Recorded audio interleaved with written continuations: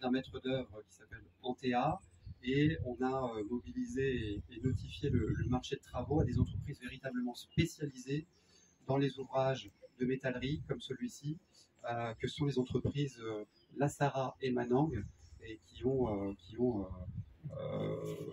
permis, me semble-t-il, cette restauration de qualité sur l'ouvrage de Guy Primessac. Alors, pour redire d'abord que cette ligne SNCF donc, rejoignait et reliait Châteaubriand à Pleurmel, que l'ouvrage a été créé au début du XXe siècle, tout début du XXe siècle, et on dit souvent que c'est un ouvrage de type Eiffel.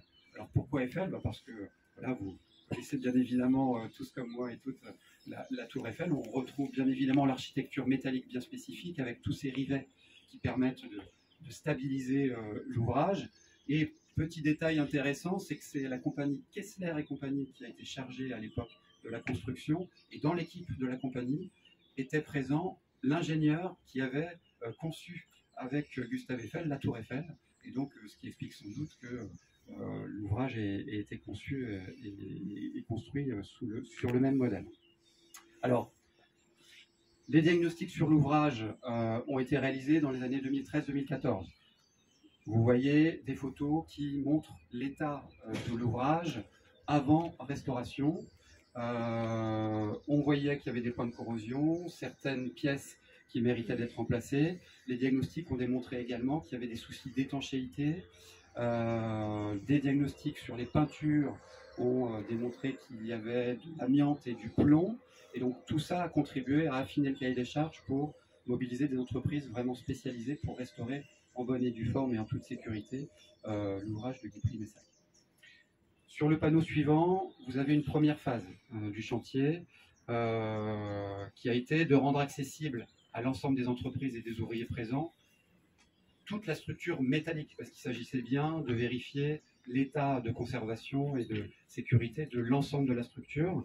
Et donc, ça a commencé par un décroûtage, le terme est un petit peu vulgaire, entre guillemets, mais enlèvement de la première couche d'étanchéité qui avait été installée sur la voie, de manière à ce que l'ensemble des ouvriers présents sur le chantier puissent vérifier à tous les niveaux l'état de la structure métallique. Le montage de l'échafaudage a été une étape essentielle, également pour permettre l'accessibilité à tous les niveaux de l'ouvrage. Et j'insiste sur un point que vous verrez sur cette photo en bas à droite, qui était la nécessité et la demande constante de pouvoir quand même maintenir une circulation le long du chemin de halage. L'installation d'un chantier comme celui-ci n'est pas neutre évidemment en termes de présence, en termes d'infrastructure. La voie a été condamnée le temps du chantier, des 10 mois du chantier. Pour autant, il était important qu'on puisse maintenir la circulation vélo-piétonne le long du chemin de halage, ce qui a pu être mené. Les entreprises ont démontré une forte capacité d'adaptation par rapport à ce chantier également. Le panneau suivant vous montre un peu les conditions, j'allais dire extrêmes, de réalisation du chantier, dans le sens où on se trouve aussi dans un contexte où les enjeux environnementaux sont prépondérants et essentiels, avec un ouvrage qui se trouve au-dessus de la Vilaine, donc un enjeu de préservation de la ressource en eau, préservation de la qualité de l'air, et à partir du moment où on envisageait et on lançait une restauration de l'ouvrage et une remise en peinture, ça impliquait bien évidemment un décapage adapté, et puis comme il y avait de l'amiante, une procédure dont vous savez tous et toutes que aujourd'hui réglementairement elles sont très très très contraignantes, avec voilà, pour les ouvriers des conditions de travail vraiment très complexes et compliquées. Je parle sous couvert des entreprises dont j'aperçois les représentants ici, évidemment qui sont spécialistes, bien plus spécialistes que moi, qui pourront compléter le cas échéant. Mais douche obligatoire à l'entrée, douche obligatoire en sortie, des combinaisons, et puis pour éviter la dispersion de matière en suspension dans l'air, dans l'eau, une obligation du coup de confinement et d'étanchéité totale du chantier et de l'ouvrage pendant toute la durée du chantier, et qui a donné à l'ouvrage du viaduc un esprit un petit peu d'une œuvre de Christo, hein, avec cet emballage total sur l'ouvrage. Le panneau suivant, peut-être pour insister encore une fois sur les conditions compliquées de chantier, mais vous dire aussi que dans la complexité, il y a la possibilité d'accéder à l'eau, à l'électricité. Ça a été un vrai sujet sur ce chantier et il a fallu faire venir des groupes électrogènes. Je me tourne vers Monsieur le maire parce qu'on avait échangé à l'époque sur les conséquences de bruit par rapport aux habitants de la commune. Il se trouve que le chantier s'est déroulé principalement en période estivale, s'agissant de cette phase-là. Et donc, nous avions convenu qu'il y aurait un moindre impact sur les habitants. Peut-être les seuls qui ont pu nous en vouloir ponctuellement, ce sont les campeurs qui sont juste à côté, mais je crois qu'il n'y a pas eu trop de remontées sur le site. Sur le chantier suivant, ça illustre tout le dispositif. Et là, le représentant de la société Manon pourra évidemment dire énormément de choses sur ce dispositif de montage et de stabilisation. On est sur un montage historique, comme sur le cas de tous les ouvrages métalliques de cette époque, des rivets qui sont des pièces uniques fondues véritablement dans la masse de l'ouvrage et qui stabilisent de manière pérenne les choses. Beaucoup ont été remplacés, remis en place, et puis on a également adapté d'autres pièces sans utiliser forcément toujours des rivets, mais des boulons dits injectés qui sont totalement étanches, injectés d'une résine qui permet de rendre l'étanchéité totale à cet aménagement. Et puis cette photo, elle est importante et intéressante hein, pour dire que là, on a un des chefs de conduite d'opération qui était présent sur le chantier, avec David Prusac qui, dans le service, a suivi l'avancement et le suivi du chantier de restauration au niveau du département. Et voilà, pour vous démontrer que voilà, cette organisation d'échafaudage et cette visite était vraiment faite pour que aucun rivet ne soit oublié, aucun élément structurel ne soit omis dans le diagnostic, de manière à ce qu'il soit entièrement restauré et pérenne pour encore sans doute plusieurs dizaines, centaines d'années à venir. Le panneau suivant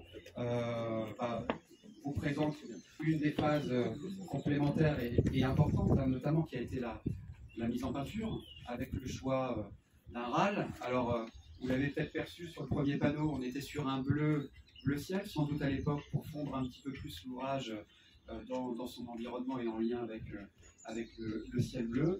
Là, le choix qui a été fait, c'est plutôt un gris dit granit, donc qui fait un petit clin d'œil aussi à la géologie brétilienne et bretonne globalement, mais aussi qui est une couleur, nous a-t-il semblé, qui est plus en lien avec le caractère patrimonial de l'ouvrage, et c'est pour ça que ce choix a été fait. Sur la peinture, ça me fait penser aux contraintes calendaires du chantier. Bien évidemment, et c'était une des contraintes qui a respecté entièrement les entreprises, pour respecter entièrement les entreprises présentes. On était obligé d'avoir un chantier qui se déroule en phase estivale parce que, bien évidemment, vous imaginez, la peinture sèche beaucoup moins facilement, voire pas du tout en hiver. Et là aussi, cet enjeu a pu être respecté grâce à l'adaptation des entreprises. Les dernières phases, avec, après thermolacage des garde-corps, leur pose pour sécuriser, bien évidemment, l'ouvrage par rapport aux usages qui reprennent désormais la voie et la fréquente à nouveau. Et puis, enfin, réétanchéifier définitivement la voie verte en tant que telle et gérer les questions d'assainissement pour éviter, bien évidemment, que à nouveau les eaux de pluie ne viennent corroder l'ouvrage et le désagréger. Là, désormais, on a une voie totalement fonctionnelle.